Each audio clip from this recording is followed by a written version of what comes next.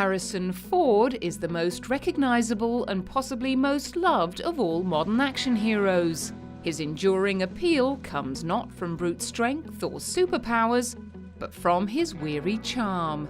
His boy-next-door good looks, intelligence and subtlety have made him a box office favorite, and many of his most loved characters reflect the paradox which is obvious within the man himself. He's a sensitive man of action, full of doubt and vulnerability. In 2006, at the premiere of Firewall, a thriller directed by Ron Howard, Harrison revealed why his combination of strength and sensitivity works so well. You know, I think emotion is the language of film. I think it's very important to establish an emotional context and to keep that going throughout the film. That's how an audience identifies with you, not intellectually, but emotionally in ways that they can't really control. Many of Harrison's on-screen characters have become household names in their own right. In 2008, he was still the third highest-grossing US actor in Hollywood, with box office receipts of his films adding up to more than $6 billion. Such blockbusting success was far in the future, when he was born to Dorothy, a former radio actress, and Christopher, an advertising executive and former actor, in Chicago in July 1942. Harrison has German and Irish Catholic lineage on his father's side and Jewish heritage on his mother's side. Not initially interested in drama, Harrison reportedly only took acting classes in his first year of college in order to meet women, and the acting bug bit. Instead of graduating, he took off to LA on the promise of a job in radio voiceovers. After the job fell through, he stayed in Hollywood, fitting in bit parts around his real job as a carpenter, which he took to support his first wife Mary and his 2 sons. It was making cabinets for George Lucas that landed him his first important role in American Graffiti.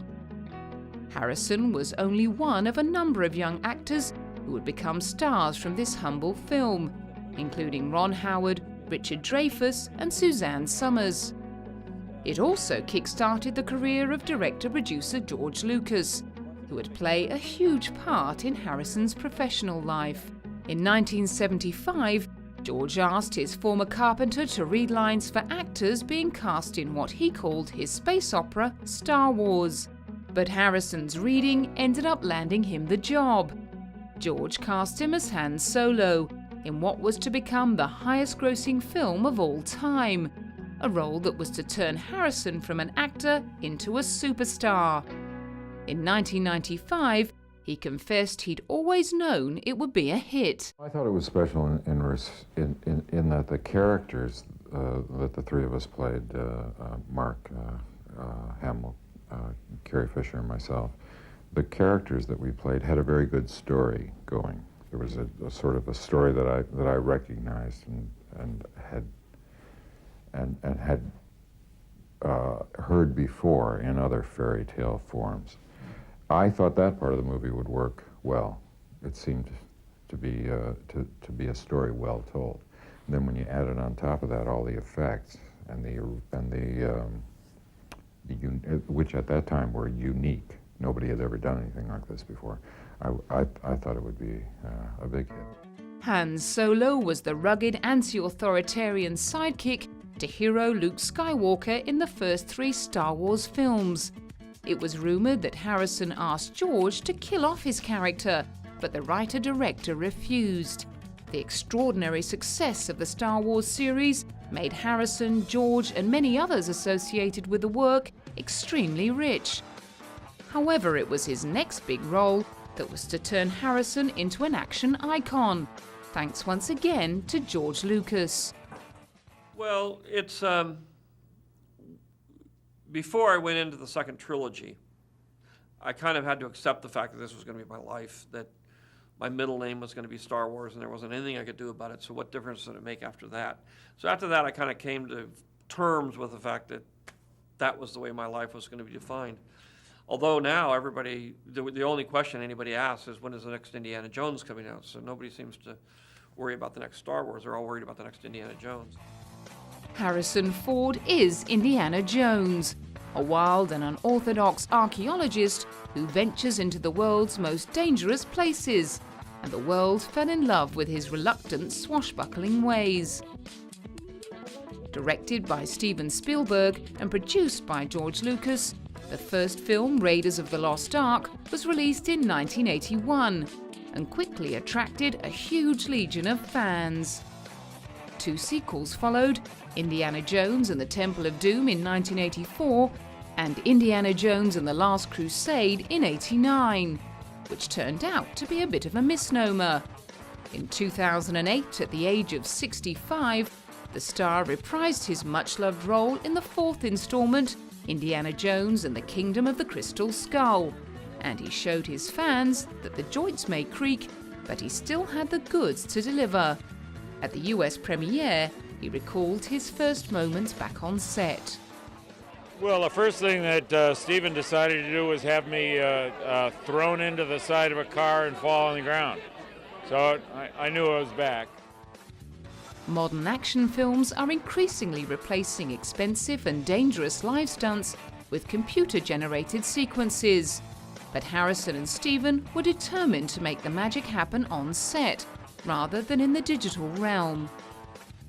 Well, we do it the old-fashioned way. We do real live action. We don't do a lot of CGI on the stunt stuff. We thought it was better to keep it sort of human scale rather than be bigger than anything you've ever seen. We want the concentration to be on the story, not on the kinetic. Harrison's co-star Shia LaBeouf was impressed that the superstar did not appear to have let his fame and fortune go to his head. He's the man. He's the most professional man I've ever met in my life. He's not a complainer. He's a hard-working person. He's just he does the grunt work, stuff guys in that position don't normally do. Harrison may have been blasé about his late return to the action-based film, but he also showed his skin was a little thin when he was asked if he needed to do any kind of special preparation. Well, any fool would go to the gym if you're going to do this kind of a movie. So, no, it was just normal, keeping fit so that you don't get hurt. That's all. At the Cannes premiere, Harrison told the press he was indifferent to the lukewarm critical response to The Crystal Skull. He knew exactly who they were making the film for. I expect to have the whip turned on me. It's not unusual for something that is popular to be disdained by some people, and I fully expect it, and I'm not really worried about it. I work for the people who pay to get in. They are my customers, and my focus is on providing the best experience I can for those people.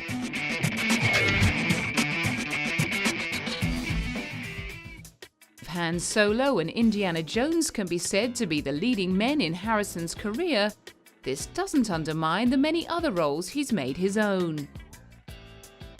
From his professional breakthrough in the early 1970s through to his present-day work, the actor has appeared in a number of seminal films and played an impressive range of leading characters. As Detective Rick Deckard in the cult classic Blade Runner, his disillusioned coolness has been influencing science fiction and noir remakes ever since. But it was Witness, the celebrated Peter Weir thriller, that brought Harrison his first serious accolades, with nominations for an Academy Award, Golden Globe and a BAFTA. In 1993, he was Dr. Richard Kimball in the remake of The Fugitive, a role that saw him nominated for a second Golden Globe Award. Then, in 1997, he played the President of the United States in the Wolfgang Peterson thriller Air Force One. Harrison was more than happy to take on another action role. I'm still having a good time doing it. I've always liked physical acting, storytelling. I love rolling around on the floor and being a kid. And it doesn't hurt any much more than it ever did. So I'm enjoying doing it. The German director felt Harrison had a certain quality which made him the perfect candidate for the role of one of the most powerful men on earth. Harrison Ford he has everything what you need for a president who is also a physical man and is forced to fight back. First of all, I think he's the American actor. Like, I don't know if I compare him with a Gary Cooper, a little bit Clint Eastwood, one of these legendary, heroic guys who are very American, very trustworthy. I think Harrison just tells you what you see, that's what you get. As always, Harrison looked for something above and beyond the purely physical. Well, as David Letterman said, this is the kick-ass president. But if it were only that, I wouldn't be very interested. There is a very strong emotional underpinning for this whole film. There are very interesting moral questions raised and attempted to be answered. The same year saw the release of another action thriller, The Devil's Own.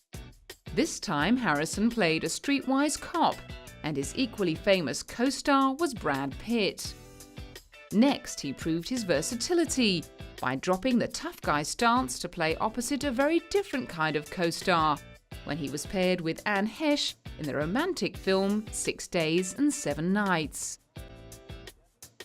All too aware that he could become typecast, Harrison had kept his eyes and ears open for projects that cast him outside of his action hero mold. Well, I always try to do different things from time to time, and it's hard to find comedy these days. I think that, I've had a hard time finding the ones I wanted to do.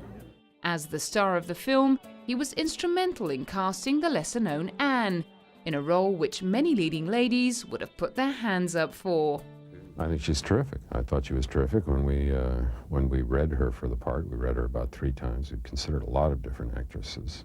Anne brought some unique aspects, which are Anne's personality, to the relationship. She brought wit, understanding, kind of style, grace to it all, and a steely determination. There's a real backbone to that character, and she doesn't just act it. That's part of who Anne is. The following year, he was back in another romantic clinch, this time with Kristin Scott Thomas, in the Sidney Pollack-directed Random Hearts. Pollack wanted to portray an edgier, tougher kind of love, and Harrison found himself out of his comfort zone. These two characters have a love scene, a sex scene, if you will, that comes out of rage and frustration and proximity and the sexual atmosphere of Miami, and they get in a car together and she begins to beat on him, and then it turns into lovemaking. It's very, it's an odd scene, very odd, but very emotionally believable, I think. He played against type as the malevolent Dr. Norman Spencer in What Lies Beneath. Then in 2003, he took a surprising career shift into action comedy in Hollywood Homicide. The actor came into the Ron Shelton project in an unusual way. So I didn't actually have a script here. I agreed to do this film on the basis of a very strong concept that Ron pitched to me. And as we developed the script, I had a degree of input which made me comfortable with not having a script.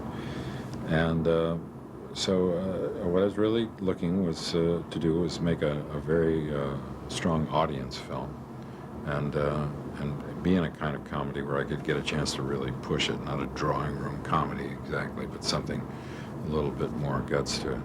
It was hard to tell what young co-star Josh Hartnett was most excited about, working with Harrison Ford or having the opportunity to drive LA police cars. I crashed one, and I still maintain it wasn't my fault. I think Ron would agree with me, the director would agree with me.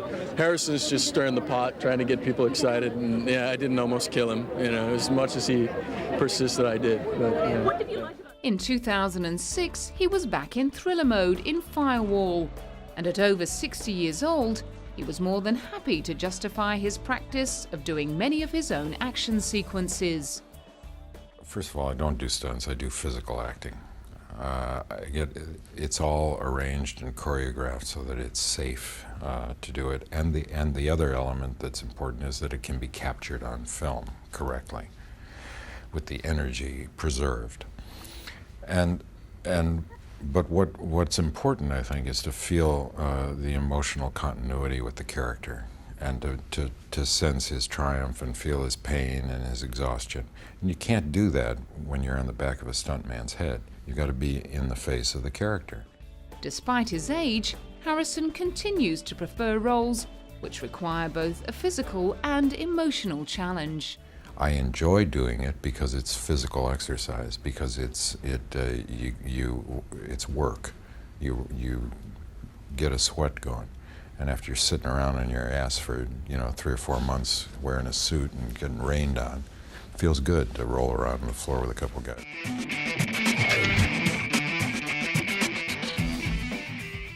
Harrison Ford has always made it clear that there is real life and life in the film industry, and the two should never be intertwined. His desire for a healthy work-life balance has meant that he has refused to live the frantic schedule that many other leading men endure. I'm busy enough doing one movie a year, and then I'd like to get away and go back to life, real life with my family, and take care of that part of my life, and then go back to work again. His desire for privacy is difficult to fulfill, considering he is now a multimillionaire film star. He certainly wasn't able to stay out of the spotlight when his 20-year marriage to his second wife, Melissa Matheson, hit the rocks, and he was hit with a divorce bill of $85 million. His subsequent romance with Ally McBeal star Callista Flockhart has also kept him in the gossip pages. The couple are now engaged. As well as Malcolm and Georgia, his 2 children from his marriage to Melissa, Harrison has 2 sons, Benjamin and Willard, from his first marriage, and he has also adopted Callista's adopted son, Liam. In 2008, he was involved in a unique campaign to bring the consequences of deforestation to the public's attention. Perhaps inspired by the famous waxing scene in the comedy 40-Year-Old Virgin, he agreed to wax his own chest. When rainforests get slashed and burned, it releases tons of carbon into the air we breathe. It changes our climate. It hurts. Every bit of rainforest that gets ripped out over there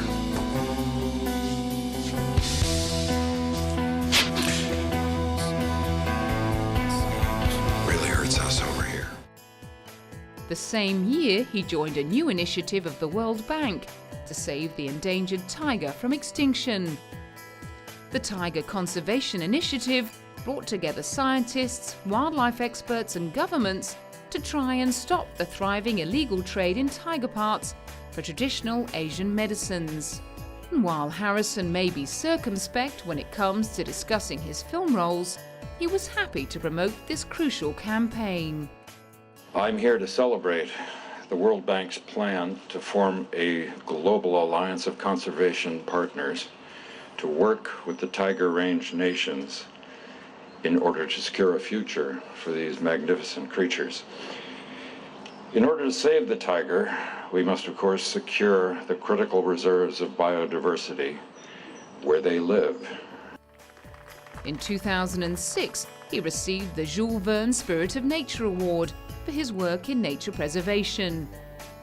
Harrison admits that his community work has been influenced by one of his landmark roles.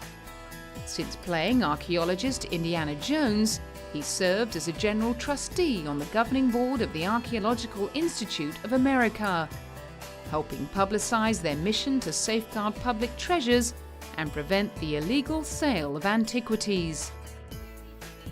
A committed Democrat, Harrison volunteered as a food server near Ground Zero in September 2001. and 1 year later, he was one of a number of celebrities who were interviewed about how the events of September 11 had changed America and her citizens. Unlike many others at the time, he wasn't backward in suggesting that his country needed to take some responsibility for what had happened. I think it's wise that we reflect on why that happened and we change behaviors to affect some changes in the world. And I mean other things than military reactions. Despite missing out on major awards to date, Harrison knows that he's been offered many fantastic opportunities. Back in 1995, he knew he was on a roll. I mean, I have been enormously lucky in my career and continue to be lucky. In 2007, he was at the celebrations for another lucky man and action hero, this time perhaps the greatest of them all. Sean Connery was awarded the 34th AFI Lifetime Achievement Award, and Harrison was there to hand him the tribute. He's my father, he's my mentor, my inspiration. Great man, wonderful occasion. I'm delighted to be here to honor him. Ironically, when Sean worked alongside Harrison and George Lucas on an Indiana Jones set, he almost took over. Working with him was a great pleasure and a real thrill, and he was great to work with, and we had a lot of fun making the Indiana Jones film. I mean, he, fell right into the role, and we had to calm him down a little bit from time to time because, after all, he is the Indiana Jones-like character. We had to make sure that he was the, clueless professor character, but he always wanted to take charge. But, he's a good actor, and he resisted the temptation.